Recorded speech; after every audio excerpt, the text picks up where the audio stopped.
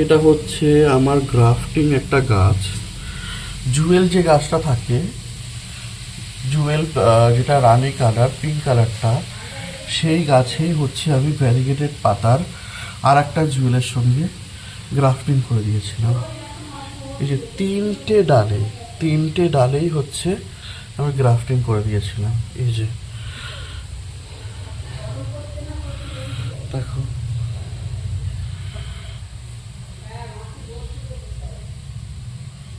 তিনটে ডালেই গ্রাফটিং করে দিয়েছে।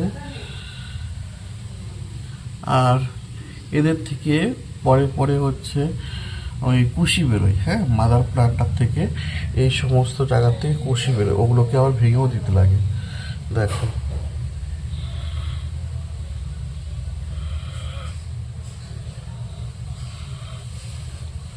এর জন্য সত্যিই কৃতজ্ঞ আমাদের কাকলি আন্টির কাছে।